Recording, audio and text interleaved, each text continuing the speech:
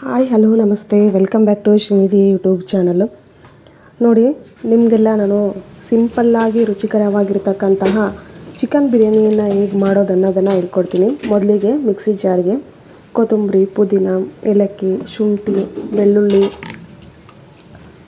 ಮತ್ತು ಚಕ್ಕೆ, ಲವಂಗ ಎಲ್ಲವನ್ನು ನಾವು ತೊಳೆದ್ಬಿಟ್ಟು ಮಿಕ್ಸಿಗೆ ಹಾಕಬೇಕು. ನೋಡಿ, ಪುದೀನ ಸ್ವಲ್ಪ, ಕೊತ್ತಂಬರಿ ಸ್ವಲ್ಪ, ಬೆಳ್ಳುಳ್ಳಿ, ಶುಂಠಿ, ಹೀಗೆ ಎಲ್ಲವನ್ನು ಸ್ವಲ್ಪ ಕ್ಲೀನ್ ಮಾಡಿಕೊಂಡು ಮಿಕ್ಸಿ ಜಾರ್ಗೆ ಹಾಕ್ಕೊಂಡು ನಾವು ನೀಟಾಗಿ ಅದನ್ನು ಮಿಕ್ಸಿ ಮಾಡ್ಕೊಂಡು ಸಣ್ಣಕ್ಕೆ ಮಿಕ್ಸಿ ಮಾಡ್ಕೊಂಡು ಇಟ್ಕೋಬೇಕು. ನೋಡಿ, ನಂತರ ಸಣ್ಣದಾಗಿ ಉದ್ದುದಕ್ಕಾಗಿ ಹೆಚ್ಚಿರ್ತಕ್ಕಂತಹ ಈರುಳ್ಳಿ, ಮೆಣಸಿನ್ಕಾಯಿ, ಟೊಮೊಟೊ. ಇಲ್ಲಿ ಅರ್ಧ ಕೆ.ಜಿ ಚಿಕನ್ಗೆ ನಾನು ಒಂದು 3 ಈರುಳ್ಳಿಯನ್ನು ಹೆಚ್ಚಿಟ್ಕೊಂಡಿದ್ದೀನಿ. ನೋಡಿ, ಅರ್ಧ ಕೆ.ಜಿ ಚಿಕನ್ನು ನೀಟಾಗಿ ತೊಳೆದ್ಬಿಟ್ಟು ರೆಡಿ ಮಾಡಿ ಇಟ್ಕೊಂಡಿದ್ದೀನಿ. ಈಗ ಕುಕ್ಕರಲ್ಲಿ ಎಣ್ಣೆನ ಹಾಕ್ಬಿಟ್ಟು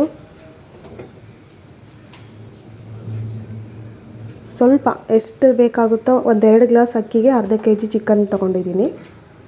ಅದಕ್ಕೆ ಎಷ್ಟು ಬೇಕೋ ಅಷ್ಟು ಆಯಿಲನ್ನು ಹಾಕ್ಬಿಟ್ಟು ಅದಕ್ಕೆ ಸ್ವಲ್ಪ ಪಲಾವ್ ಎಲೆಯನ್ನು ಹಾಕ್ತಿದ್ದೀನಿ. ಅಂದರೆ ಪಲಾವ್ ಎಲೆ ಹಾಕಿದರೆ ರುಚಿನೂ ಕೊಡುತ್ತೆ, ಅಷ್ಟೇ ಘಮವನ್ನು ಕೊಡುತ್ತೆ, ಅಂದರೆ ಸುವಾಸನೆಯನ್ನು ಕೂಡ ನೀಡುತ್ತೆ. ನೋಡಿ, ಈರುಳ್ಳಿಯನ್ನು ಫಸ್ಟು ಹಾಕ್ಕೊಂಡು ಕುಕ್ಕರಿಗೆ ಹಾಕ್ಕೊಂಡು ಈರುಳ್ಳಿ ಚೆನ್ನಾಗಿ ಬ್ರೌನಾಗಿ ಆಗೋವರೆಗೂ ನಾವು ಅದನ್ನು ಫ್ರೈ ಮಾಡ್ಕೋಬೇಕು. ಅಂದರೆ ಈರುಳ್ಳಿ ಎಲ್ಲ ಬ್ರೌನ್ ಆಗಿಬಿಟ್ಟು ಆಯಿಲ್ ಬಿಟ್ಕೋಬೇಕು. ಆ ಥರ ನೀಟಾಗಿ ಫ್ರೈ ಮಾಡ್ಕೋಬೇಕು. ಇದಕ್ಕೆ ಒಂದು ಪ್ಲೇಟನ್ನು ಮುಚ್ಚಿಟ್ಬಿಟ್ಟು ನಾನು ಮತ್ತೆ ಈಗ ರೈಸಿಗೆ ಬೇಕಾಗಿರ್ತಕ್ಕಂತಹ ಅಕ್ಕಿಯನ್ನು ಎಲ್ಲ ತೊಳ್ಕೊಂಡು ನೀಟಾಗಿ ರೆಡಿ ಮಾಡಿಟ್ಕೊಳ್ತೀನಿ. ಅಷ್ಟೊತ್ತಿಗೆ ನೋಡಿ, ಇಲ್ಲಿ ಅದು ರೆಡಿ ಮಾಡ್ಕೊಳ್ಳೋದ್ರಾಗೆ ಇಲ್ಲಿ ಈರುಳ್ಳಿ ಎಲ್ಲ ಬ್ರೌನ್ ಕಲರ್ ಆಗಿಬಿಟ್ಟು ಅದರ ಈರುಳ್ಳಿ ರಸವನ್ನು ಎಲ್ಲ ಆಯಿಲಲ್ಲಿ ಬಿಟ್ಕೊಂಡಿದೆ.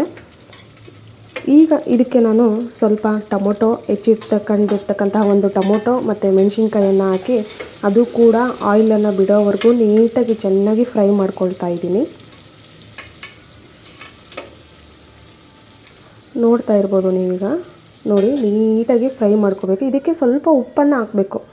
ಹಾಕಿದರೆ ಈರುಳ್ಳಿ ಸ್ವಲ್ಪ ಚೆನ್ನಾಗಿ ಬೆಂದುತ್ತೆ. ನೋಡಿ, ಈಗೆಲ್ಲ ಈರುಳ್ಳಿ ಎಲ್ಲ ಬೆಂದ್ಕೊಳ್ತು. ಇದಕ್ಕೆ ಸ್ವಲ್ಪ ನಾವು ರುಬ್ಬಿಟ್ಕೊಂಡಿರ್ತಿದ್ವಲ್ಲ, ಈಗ ಶುಂಠಿ ಬೆಳ್ಳುಳ್ಳಿ ಪೇಸ್ಟು ಮತ್ತು ಕೊತ್ತಂಬರಿ, ಪುದೀನ ಅದನ್ನು ನಾನು ಕುಕ್ಕರ್ಗೆ ಹಾಕಿದೆ.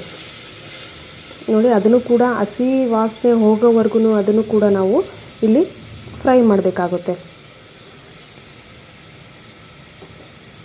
ನೋಡಿ, ನೀಟಾಗಿ ಆಯಿಲ್ ಬಿಡೋವರೆಗೂ ನಾವು ಅದನ್ನು ಫ್ರೈ ಮಾಡ್ಕೋಬೇಕು. ಅಂದರೆ ಅದೆಲ್ಲ ಇದು ಹಸಿ ವಾಸನೆ ಎಲ್ಲ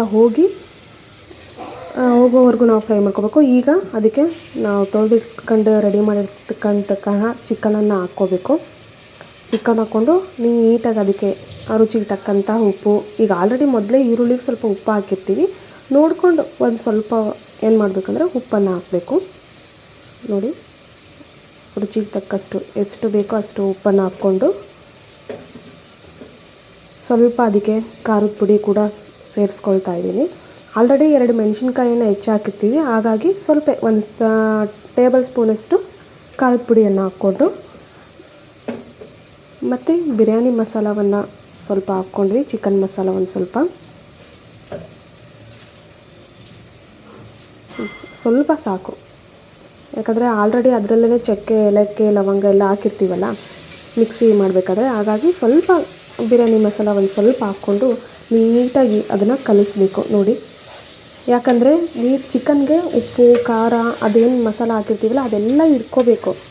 ಹಾಗಾಗಿ ಒಂದು ಪ್ಲೇಟನ್ನು ಮುಚ್ಚಿಬಿಟ್ಟು, ಈಗ ನೋಡಿ ನೀಟಾಗಿ ಇದು ಮಾಡಿ ಇದಕ್ಕೊಂದು ಪ್ಲೇಟನ್ನು ಮುಚ್ಚಿಬಿಟ್ಟು ಒಂದು 5 ನಿಮಿಷ ಅದು ಬೇಯೋಕ್ಕೆ ಬಿಡೋಣ. ನೋಡಿ, ಬೆಂದ್ಕೊಂಡು ನಾವು ನೀರೇನೂ ಹಾಕಿರಲಿಲ್ಲ, ಅದು ಚಿಕನ್ನೇ ನೀರು ಬಿಟ್ಕೊಂಡಿತ್ತು. ನೋಡಿ, ಈಗ ಆಲ್ರೆಡಿ ಅರ್ಧ ಬೆಂದಿದೆ. ಇದಕ್ಕೆ ನಾವು ಅಕ್ಕಿಯನ್ನು ತೊಳೆದು ರೆಡಿ ಮಾಡಿ ಇಟ್ಕೊಂಡಿರ್ತೀವಲ್ಲ ಆ ಅಕ್ಕಿಯನ್ನು ಸೇರಿಸ್ಬೇಕು.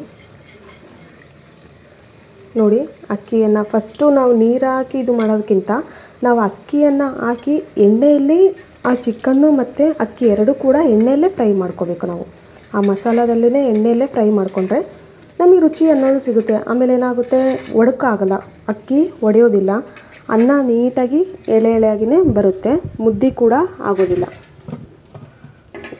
ನೋಡಿ, ಇದನ್ನು ಸ್ವಲ್ಪ ಫ್ರೈ ಮಾಡೋಕ್ಕೆ ಬಿಟ್ಟೆ. ನೋಡಿದ್ರಲ್ಲ, ನೋಡಿ ಈಗ ನೀಟಾಗಿ ಅದು ಎಣ್ಣೆ ಎಲ್ಲ ಬಿಟ್ಕೊಂಡಿದೆ ಫುಲ್ಲು. ನೋಡಿ ಎಣ್ಣೆ ಎಲ್ಲ ಎಷ್ಟು ನೀಟಾಗಿ ಬಿಟ್ಕೊಂಡಿದೆ. ಹೀಗೆ ನಾವು ಇವಾಗ ಎಷ್ಟು ಅಳತೆಗೆ ಬೇಕಾಗಿರುತ್ತಲ್ಲ ಅಷ್ಟು ಅಳತೆಗೆ ತಕ್ಕಂತೆ ನೀರನ್ನು ಹಾಕ್ತಾಯಿದ್ದೀನಿ. ನಾನು 2 ಗ್ಲಾಸ್ ಅಕ್ಕಿ ತೊಗೊಂಡಿರೋದ್ರಿಂದ 2.5 ಗ್ಲಾಸ್ ನೀರನ್ನು ನಾನು ಇಲ್ಲಿ ಹಾಕ್ತಾಯಿದ್ದೀನಿ. ನೋಡಿ 2.5 ಗ್ಲಾಸ್ ಅಕ್ಕಿ ನೀರನ್ನು ಹಾಕಿದ್ದೀನಿ.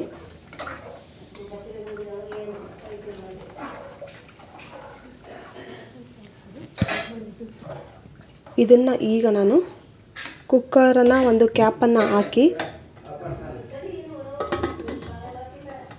ನೋಡಿ ಕುಕ್ಕರನ್ನು ಕ್ಯಾಪನ್ನು ಹಾಕಿ ವಿಸಿಲ್ ಹಾಕಿದೆ. ಇದು 1-2 ವಿಸಿಲ್ ಬರೋ ಹಾಗೆ ನೋಡ್ಕೋಬೇಕು.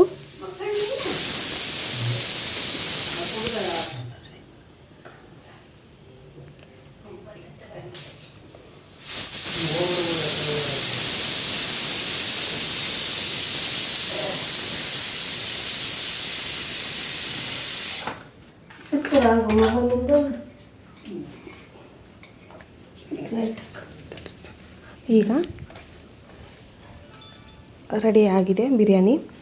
ಇನ್ನೊಬ್ಬರ ಬಾಳಿಗೆ ಕೊಂಚವಾದರೂ ನೆಮ್ಮದಿ ನೀಡಲು ನಾವೇನು ಶ್ರೀಮಂತರಾಗಬೇಕಿಲ್ಲ. 1-2 ಒಳ್ಳೆಯ ಮಾತುಗಳ ಮೂಲಕ ಸ್ಪಂದಿಸುವ ಸೌಜನ್ಯ ಇದ್ದರೆ ಸಾಕು. ಶುಭರಾತ್ರಿ.